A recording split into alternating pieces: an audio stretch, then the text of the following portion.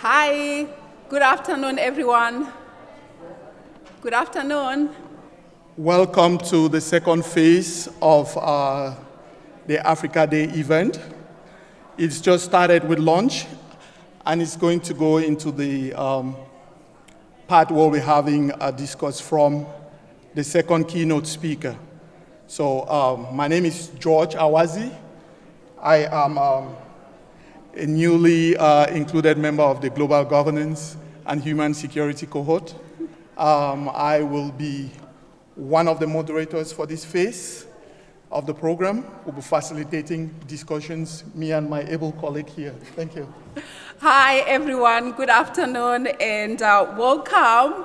Welcome to this second phase of our very exciting Africa Day. My name is Lillian Sibanda, and I'm a PhD student in the Global Governance and Human Security program. Welcome. We invite you all to serve yourself some very delicious food and take a seat as the next part of this event is about to begin. Thank you. At this juncture, we just want to thank all of you who've been here since morning, who've been participating in one form or the other in all the various programs and panels that were slotted for this event. As lunch is going on, please feel free to eat as much as you want. For those who don't know some of the recipes, there are ladies and gentlemen there who will help you understand that. Good afternoon again, everyone. Please allow me to introduce Dr. Cecilia.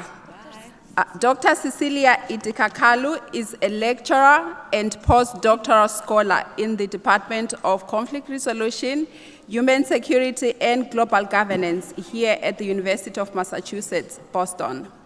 She is also the chair of the Africa Scholars Forum at the McCormack Graduate School of Policy and Global Studies here again at UMass, Boston. Her research focuses on security, human rights in comparative global context. She studies the dimensions of women's agency and victimhood, analyzing intersectional dimensions of oppression in violent extremism and insecurity in Africa, with insights from other parts of the world. She also conducts policy-relevant research on equitable recovery from emergencies in the United States. Her work draws on development studies, terror management theories to analyze the experience of crisis with lens of inclusion. She currently teaches international development and human security. Dr. Cecilia, you have the floor.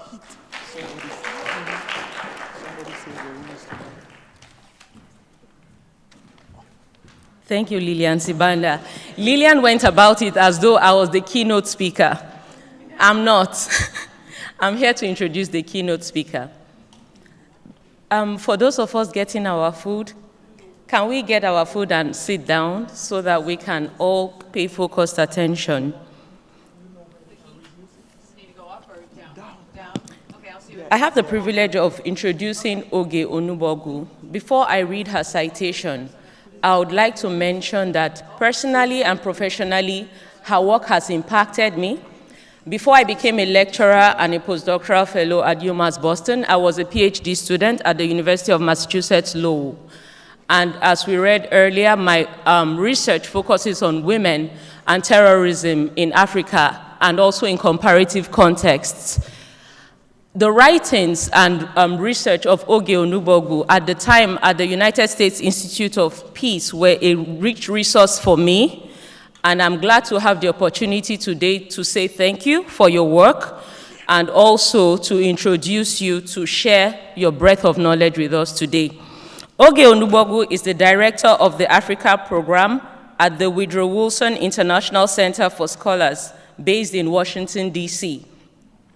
Oge was the director of the West Africa program at the United States Institute of Peace, USIP, and prior to USIP, Ms. Onubogu was a program manager at the National Democratic Institute, NDI. where she managed citizenship engagement, elections, and political party strengthening programs in Malawi, Zambia, Zimbabwe, Mozambique, Angola, Botswana, South Africa, amongst others. At NDI, she also oversaw a multi-country program to strengthen women's political participation in Southern Africa and supported election and legislative strengthening activities in Nigeria, Sierra Leone, and Liberia. Ms. Onubogu also worked as the program officer for West Africa at the National Endowment for Democracy, NED, where she managed a multi-million-dollar grants portfolio to civil society organizations across Nigeria, Sierra Leone, Ghana, and Cameroon. She has consulted on a range of governance, elections, and research programs in Africa, the World Bank, Freedom House, and the Carter Center. She has coordinated refugee settlement programs in the United States with the International Rescue Committee. Ms. Onubogu holds an MA in International Development from the Hiller School at Brandeis University and a BA in International and Area Studies from the University of Oklahoma. She also holds a public leadership credential from the Harvard Kennedy School of Government. She is a governance and democracy professional and expert with nearly 2 decades of experience in Africa and United States-Africa relations, including working with African governments, international partners, civil society, academia like she is with us today, and the private sector. Ms. Onubogu most recently was the director of the West Africa program at the United States Institute of Peace, USIP, where she led the strategic development and expansion of USIP's portfolio in Nigeria and coastal West Africa. In this position, she oversaw the design and implementation of programs to mitigate violent conflict, promote inclusion, and strengthen community-oriented security by partnering with African and United States policymakers, civil leaders, and organizations. We are privileged to have her with us today. Please put your hands together as we welcome Ms. Oge Onubogu.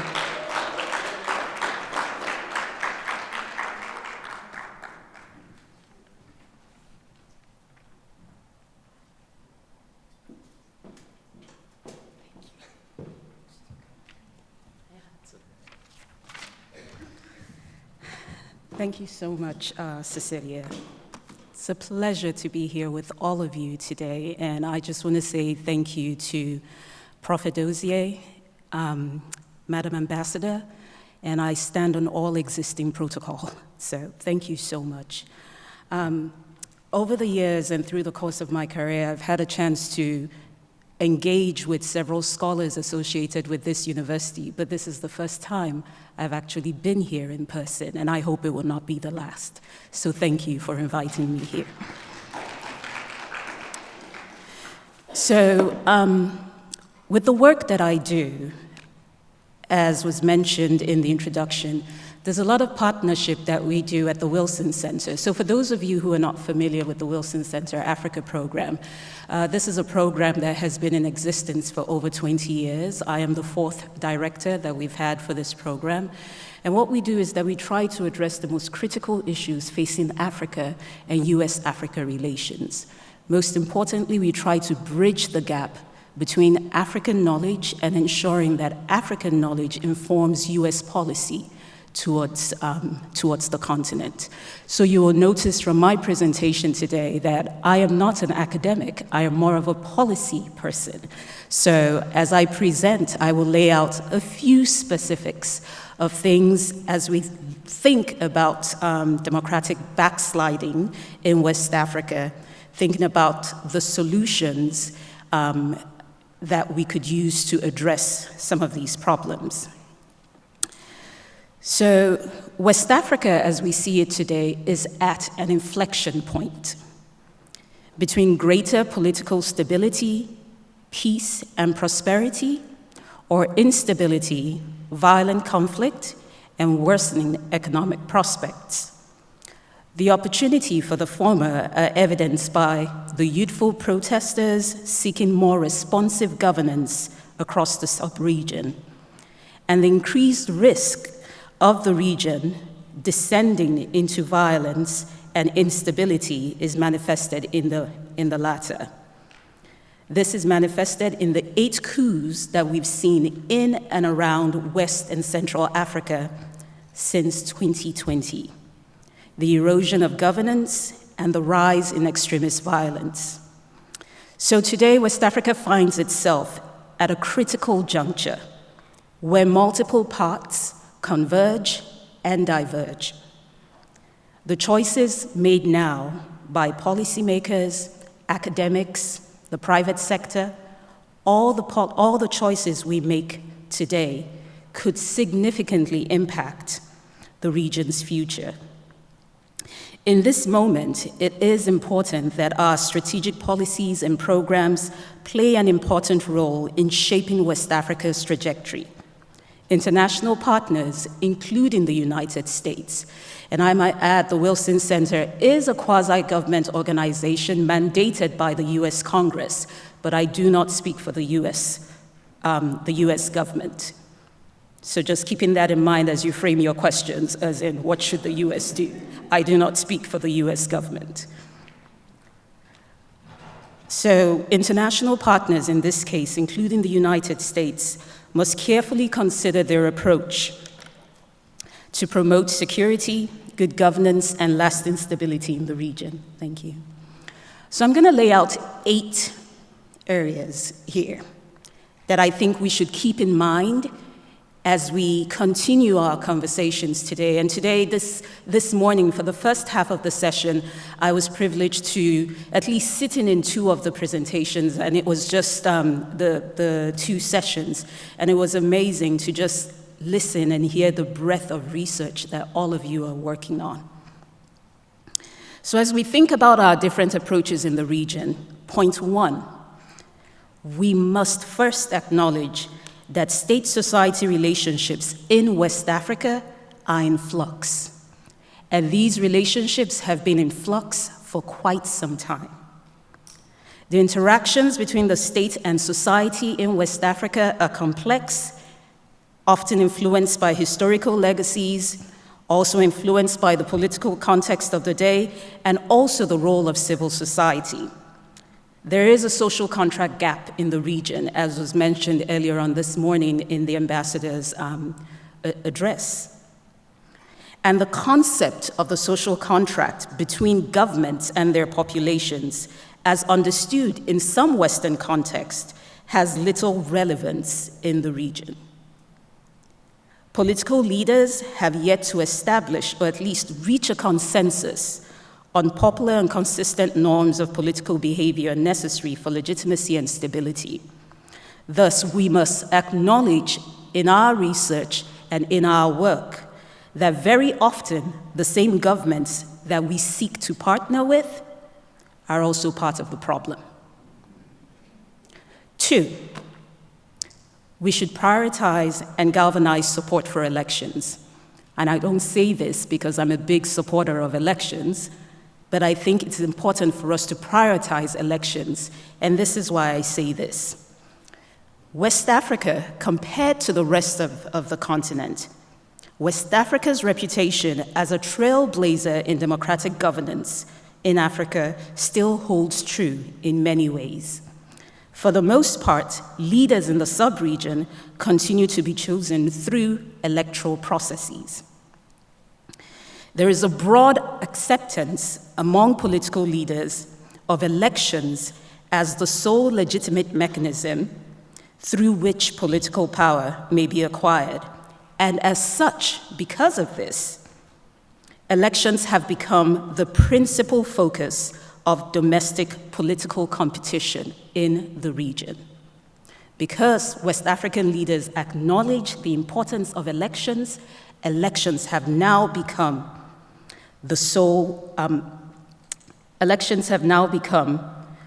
a reason for one of the major reasons for domestic political competition in the region. In other words, it's a do or die affair with elections.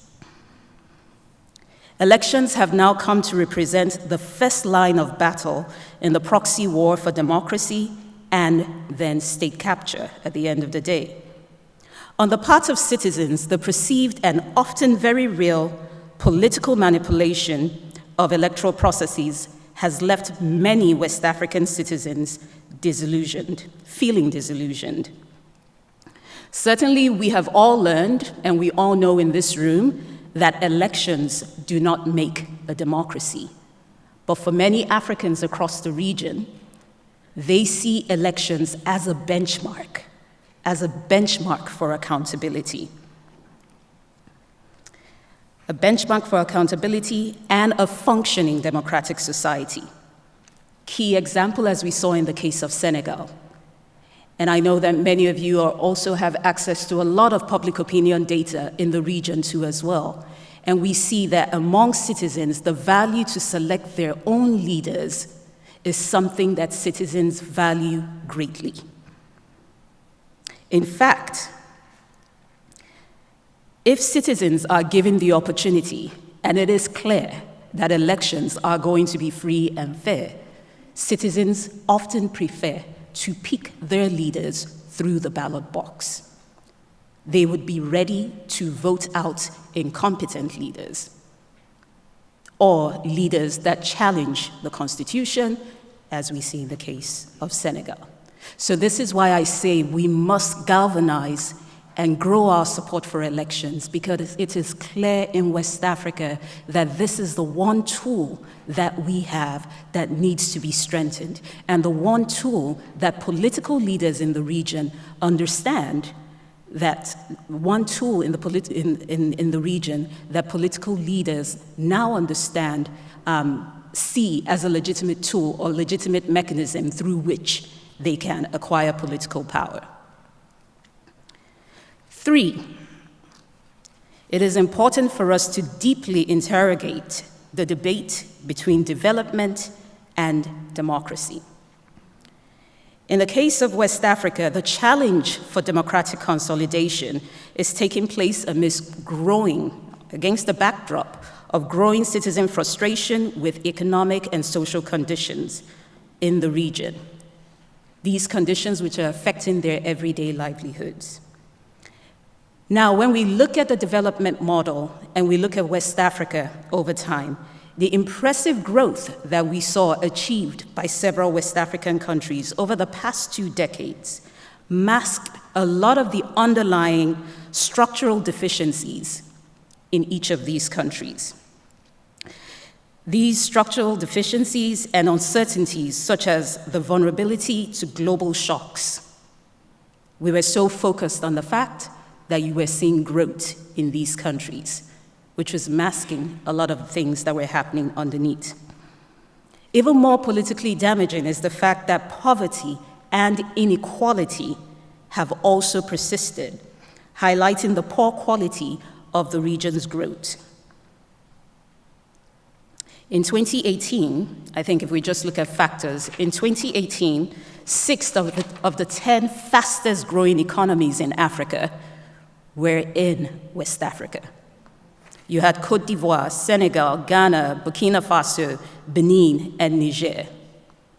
And you can look at the list of all those countries, how many of them where we have coups today. But very few citizens in these countries have actually benefited from any of this growth. West Africans largely endorse government accountability and fundamental freedoms.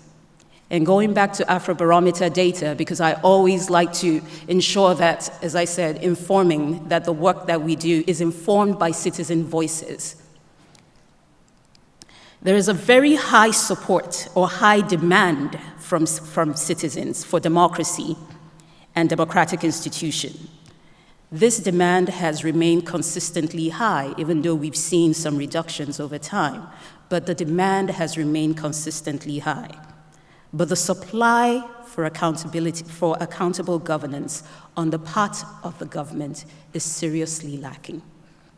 While this is a challenge, it is also an opportunity, because we see that citizens really value democracy and democratic outcomes. So while African citizens clearly aspire to democratic, accountable governance and freedoms, they perceive an inadequate level of delivery of these goods by their governments.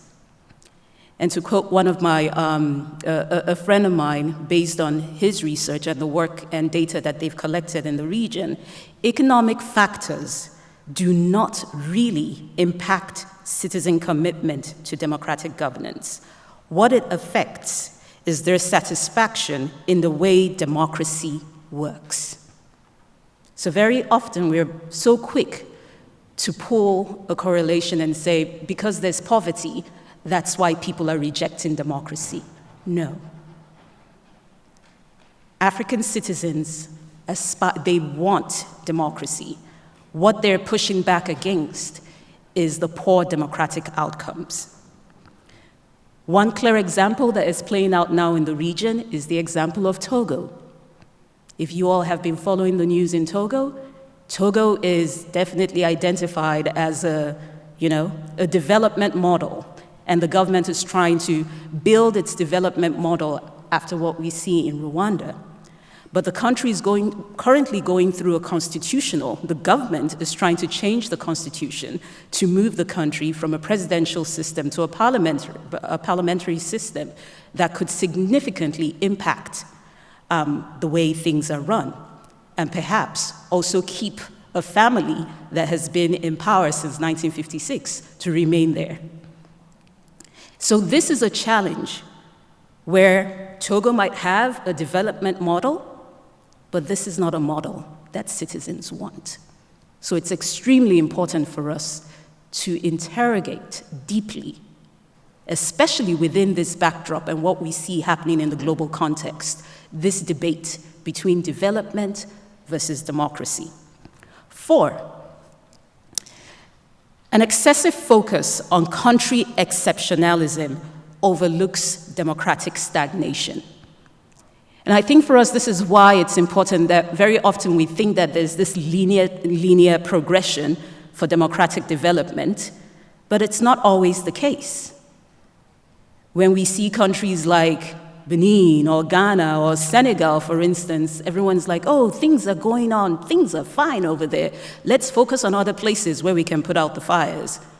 But we must ensure that we do not drop the ball. We do not turn our eyes away from these countries, because signs of democratic stagnation and regression can emerge even in countries widely regarded as some of the region's best democratic performers.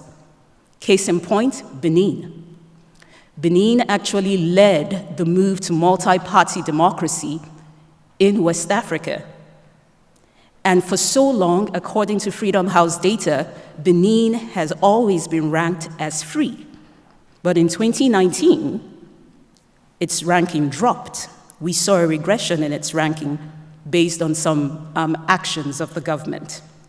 But this was a country that for so long was ranked as free.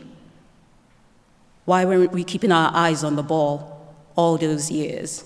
And it hit a lot of people as a surprise when we saw Benin's ranking drop in 2019.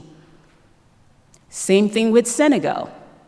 Senegal, this is a country that has never experienced a coup before, a country with very strong institutions in the midst of other countries where we see a lot of insecurity. So we turn our eyes away from Senegal and focus on trying to put out the other fires elsewhere. What did we see happen over the last 3 years in Senegal? Thankfully, the elections we just occurred earlier in February, helping them now to correct course, hopefully. Even Ghana itself, that is considered the poster child for democracy in West Africa. Even Ghana itself, there are challenges as well that we shouldn't take our eyes off. In 2021, according to Freedom House data, 5 of Africa's 12 worst performers were in West Africa: Benin, Burkina Faso, Guinea, Mali, and Nigeria. The idea of democratic exceptionalism ignores cracks and assumes that democracies in Africa today will develop at a linear trajectory. It ignores that there are ebbs and flows in democratic in democratic development, and fails to also take into context that these countries that we see as exceptional are also trying to function in a region, within a region, that has its own challenges. 5, it's important for us to address the leadership gap.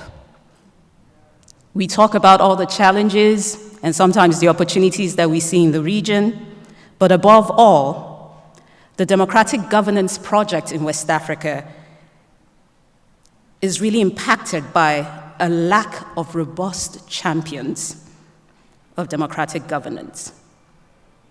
I remember commenting to the ambassador this morning that I feel as if the former president, Obasanjo, is stretched. He seems to be the only leader that is called on. But that's because there's also a lack of other leaders in the region. So it's important for us to address that leadership gap. 6, we have to rebuild our conflict prevention mechanisms at both the regional level, the ECOWAS level, and the continental level, the African Union. We must do some inward searching and seriously ask ourselves today if the tools that we have within ECOWAS, our African Peace and Security Architecture, the Africa Peer Review Mechanism, our early warning systems, are those tools still fit for purpose? Compared to several other regional institutions, I think a good thing is that these tools actually exist, so we're not starting from scratch. But this is a time to really ask ourselves, are these tools still fit for purpose, given the challenges that we have today? On the ECOWAS side, the relationship between ECOWAS and the AU on early warning and prevention. How is the ECOWAS tool, ECOWAN, how is that speaking to the AU tool? Because we find ourselves in the region basically reacting to conflict. But we can do more to address this regression in democratic practices if we strengthen our prevention. So it's important for us to prioritize prevention, and as we look at our tools today, actually figure out if these tools can help strengthen prevention. 7, and I have touched on this a bit, but before I actually go to 7, I want to just provide an example here of one of the partners that we work with in the region based in Accra, the West African Network for Peace Building. And I was looking at some of the amazing work that they've been doing with ECOWAS, with the ECOWAN system, and some of the data that we're able to collect on some of the issues in Niger and the member states.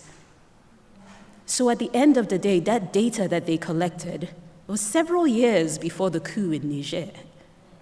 But the data was already showing us that something was going to happen in Niger. And I asked myself, why didn't we act on this data? We could have prevented what we see in the region today. So we shouldn't just be collecting data to admire the data, but we should actually use this data for something. Ensure that the data is used and developed in a way and presented in a way that it would make sense to policymakers. 7, and I've hinted on this before, to always consider the global context. At the end of the day, it's already been mentioned here that democracy is under attack across the globe. It is not just in Africa, it's across the globe. And with that being the case, then we realize that the resources that we have for democracy strengthening programming is limited. Resources are not what they used to be before, so that requires creative thinking on our part. And even if when the resources are there, a lot of the governance programs have become more focused on securing geostrategic or commercial advantages, such as energy transition markets, stemming illegal migration, and countering terrorism, which are all effective programs and areas. And I had a chance in the panel that I attended today. These were themes that each of you actually touched on in each of your presentations. These are all key, important points, but I love the way that you all tied it back to governance. And I think this is where we need to ensure that as we talk about these issues, putting them within the global context, understanding that resources for democracy strengthening programming today is limited, but we need to strengthen our focus on governance. And now to close, it is clear that across West Africa, the agitation for democratic transition towards real democratic transformation and representative government will continue. It will continue. We're talking about the 8 coups that we've seen in the region from 2020. It will continue. They may not manifest themselves in coups again, but the challenges will continue. It will probably intensify in the future because this is driven by a young population. The population in West Africa, about 64%, are below the age of 24. Even larger when you think about those who are younger than 24. And young people have greater access to tools today, greater access to information, better understanding of what governments are supposed to do and how governments are supposed to deliver. So we might only actually be seeing the tip of the iceberg now in terms of the agitation that we'll see in the region. And so it's important for us to act and act quickly. It is possible for us to also see what is happening in the region in a different light. So when we talk about democracy backsliding, a colleague of mine likes to say we could also think about it in the region as democracy evolving in West Africa. Not necessarily backsliding, but it's evolving to a different way that will force us, all of us, academics, policymakers, private sector, to think differently about how we engage in the region. Democracy is just taking a different direction from what we're used to or what we've studied over the past few years. It's taking a different direction in the region. When we look at the debates between the alliance, the alliance of Sahelian states pushing back and saying they no longer want to be part of ECOWAS, that's also something that needs to be interrogated, not dismissed. Why are they pushing back? Why are they saying they do not want to be bound by the norms of ECOWAS or the African Union? We need to interrogate that further rather than push back.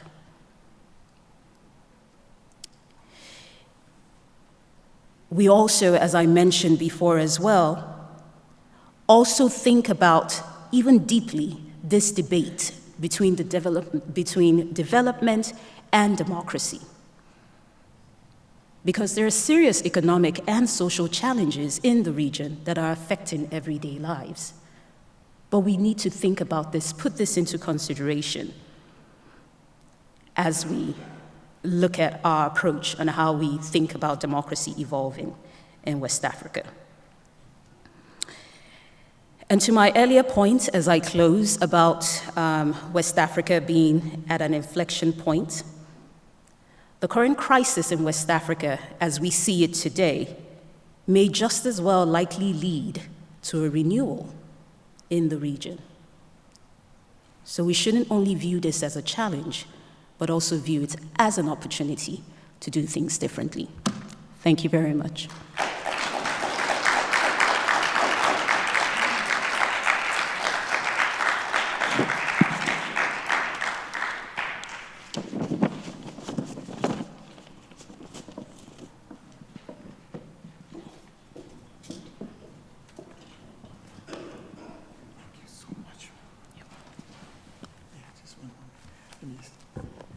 Thank you so much, Madam Director, for the brilliant presentation on democracy backsliding in Africa, the diagnosis, and the solutions. Policy, strategic policy is what we need now, and no other person better than you could have done a good keynote address on that note. So at this point, we would open the session for questions and answers. So the floor is open, Madam. Thank you very much. Thank you.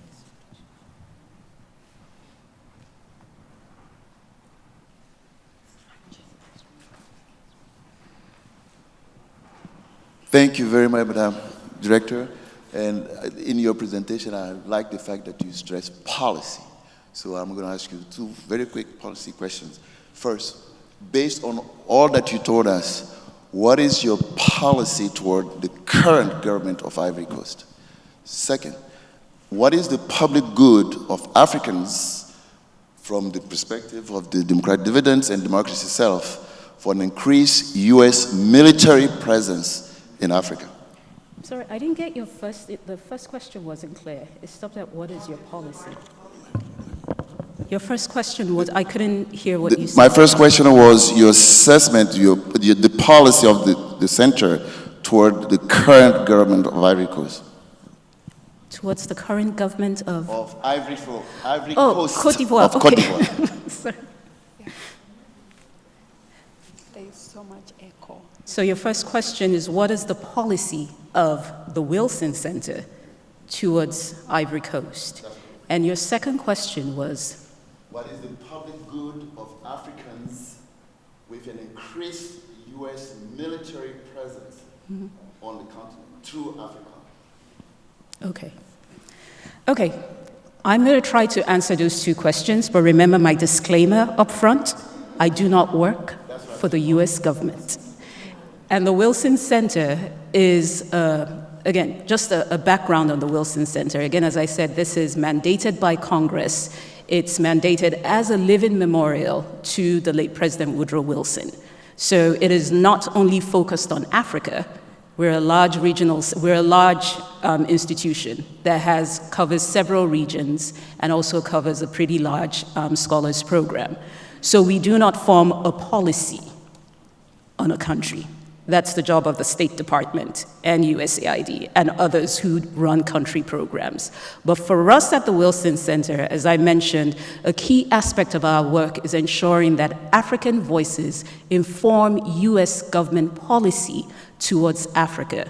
So we engage with scholars. Currently, we have two partners that we work with in Côte d'Ivoire. I'm trying to remember the name of his organization, but Fada Hassan Bado, and I know you're from the University of Pennsylvania. I know he was just out at the University of Pennsylvania as well. So he is a researcher who is affiliated with our institution. And then we also work with regional organizations within West Africa. So they're part of a network that the Wilson Center runs, the Wilson Center Africa program runs, called the Southern Voices Network for Peace Building. And the Southern Voices Network for Peace Building is made up of 20+ organizations across the African continent. It's a mix of academic institutions, think tanks, and civil society groups. For us, it's important for us to bridge the gap across the continent on key issues, but also work with our partners to ensure that we're helping them translate or work on a lot of the amazing research that they've been putting together over time and be able to put it in a way that policymakers will understand. So that's the work that we do. On, at least to your first question, on policy towards Côte d'Ivoire. Now, your second question about AFRICOM, I cannot respond on behalf of AFRICOM. So that's an AFRICOM specific question. But when you talk about increased US military presence on the continent, the sort of areas where we actually see sort of boots on the ground of US security actors. Well, you have the case in Niger, to some extent in Chad, and then in the Horn of Africa. That's where we see boots on the ground. But to your question about what public good, again, democracy is evolving. There are ongoing discussions about, the role of security actors in general, not only US security actors, but all the other forces as well that are stationed on the continent. There are ongoing conversations, especially with these new military juntas in place, questioning what is the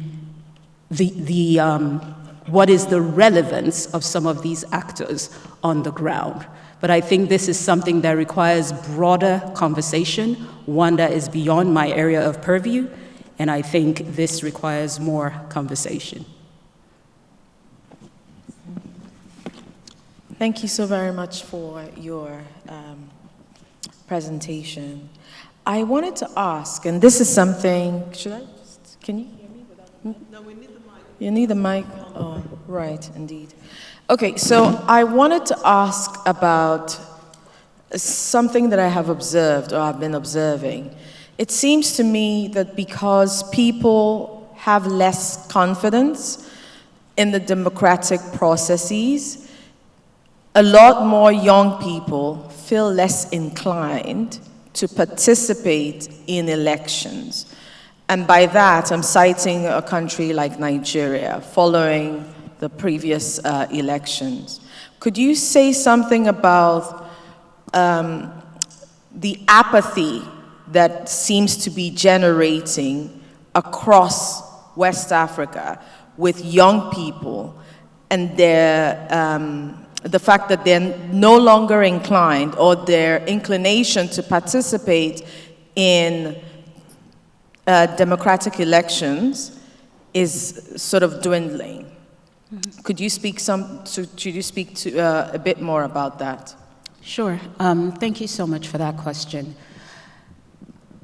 Yes, the data over time that we've seen we've seen small increments of sort of young people losing their trust in the electoral process, because you get a point where people are getting disillusioned that when elections happen or leaders who are elected do not necessarily meet the needs of citizens. So we're seeing some of that, and those are telling signs. But even though those signs, those increments of reduction exist, the numbers of young people and citizens across the board who still see elections as a viable tool for selecting their own leaders, those numbers are still considerably high.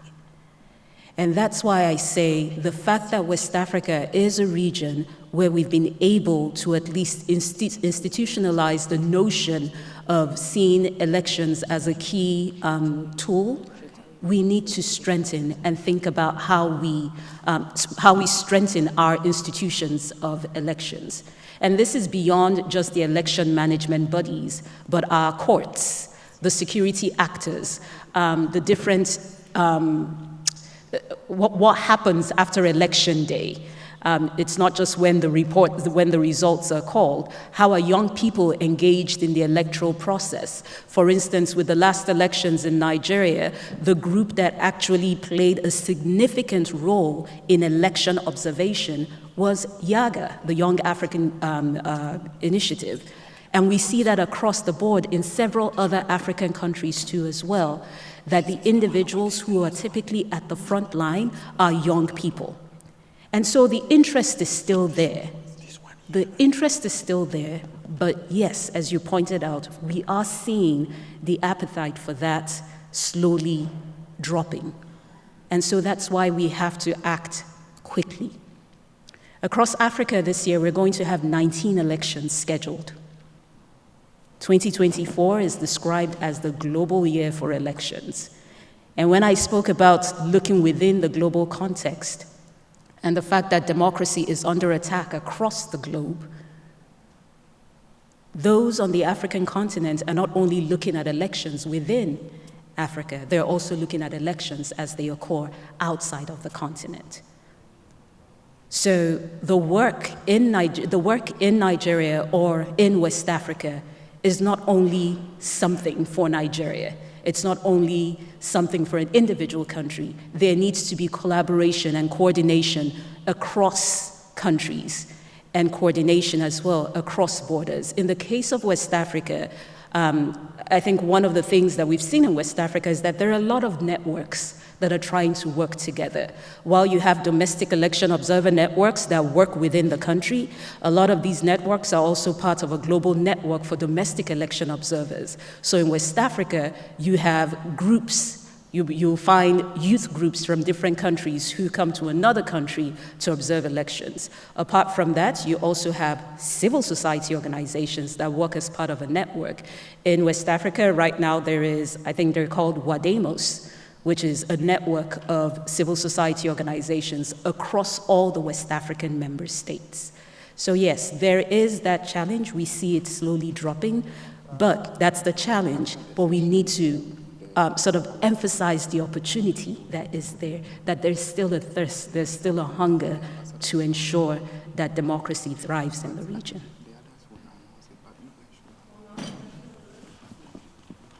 Thank you, Madam Director. One last question. Thank you, Director. It's a privilege to listen to you and what you do. I have 3 questions from your presentation. The first one is about the concern you raised about African countries that were considered as stable democracies, then showing tendency towards should we call it authoritarianism, by trying to modify constitution. Now, the question I want to ask is this. Don't we think that the influence of failing democracies in other parts of Africa can be influenced to those considered as stable, especially if the superstructure that is holding democracy is faulty? For example, in those countries that we consider stable democracies, they can see from their neighbors, they can predict citizens' response. For example, they know constitution can be manipulated by having majority party members in the Senate, and then they know that if they change the constitution, the citizen is going to shout for some few weeks and keep quiet. Based on those loopholes, don't we think it can be an influence that can be affecting democracy in Africa if we do not address the fundamental issues? The second question I want to ask, you mentioned that even without development, democracy can be stable. You mentioned something like that, that democracy is not only about development and growth. You mentioned example of some democracies that they are poor and they uphold democracies. Don't we think that is going to be a democracy that is just transient, a temporary democracy? Because democracy for what? Empirical studies shows that in poor countries, citizens do not care what form of governance they have. They are particular about welfare. Those who deliver it does not matter, especially when people are living below the poverty line. So if we do not attend to development, how can we attend to democracy? Which takes me to the issue of international influence. That's the question. That if the system that is holding our economies is faulty, and we know that the economic system cannot generate prosperity, do we hope that democracy will last? My last question, you mentioned about data, that we should not gather data and just not use it because it can backfire. I want to talk about data that are in African interest. I'm an Afrocentric scholar, and some of us have been working on alternatives. These are data that are dying in the libraries. What are we doing, great organization like yours, to ensure that this data don't die, but resuscitate Africa? Thank you. Thank you very much. Now I have to try and remember all your questions. So apologies in advance if I skip anyone. I was trying to make sure I keep track of all your questions. Let me start from the last on data. Again, as I mentioned, we have the Southern Voices Network for Peace Building, which is a network that we run through the Wilson Center with over 20 academic and non-governmental and think tanks based on the continent. So the University of Pretoria is actually a member of the SVMP. The Institute for Security Studies, based out in Pretoria, is part of the SVMP. IPSS in Addis Ababa in Ethiopia is part of SVMP. So we work with these networks, also working closely as well with professors at the University of Johannesburg. So this for us is our key at Wilson, ensuring that the wonderful information that academics develop actually speaks to policy. Because for us, this is a gap that we see. A lot of the work that academics do, especially African academics on the continent, tends to stay on the continent. And I think that's why for so long we've often been in our different bubbles and silos. You go to conferences and academics are all talking to academics. You go to another conference, policymakers are all on the other side talking to policymakers. Those who work on some sector in energy transition are all talking to each other. So we're all working in our individual silos. One of the things that we're trying to do at the Wilson Center is try to see how we can break all these different silos, because we see that a lot of the issues on the continent are interconnected. So we work with these different organizations to see how they can how we can work with them to ensure that their work is translated into policy that could be relevant to, and again, we are a US-based organization, could be relevant to US policymakers who are at the table or in decision-making positions towards informing US policy towards Africa. So we'll be happy to put you in touch with some of our partners in Southern Africa. You mentioned that you're based in South Africa. I'll be happy to put you in touch with some of our partners who are based in Southern Africa. The second question on development and democracy. Just want to correct that I said we should interrogate the debate between development versus democracy. We shouldn't have to pick one or the other. Development and democracy strengthening can and should go hand in hand. So yes, I do agree, but very often we tend to see where people push the development model, and then you have a benevolent dictator who might be in office, but you're like, well, we have good roads, we have running water, things are fine for us, so let's just sit back. But when you interrogate that even further, you realize that citizens want freedom of association. Citizens want to ensure that there's rule of law in their countries too as well. So it shouldn't be one or the other. We can make it go together. The first question, I really cannot remember the first question. Okay,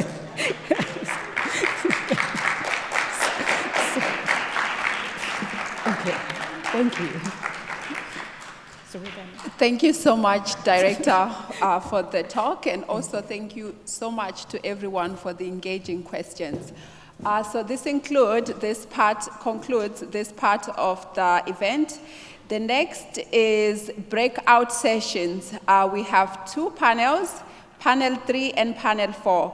Panel 3, Historical Paradoxes, Inclusive Democracies and African-Inspired Paths, is going to be in room 3540.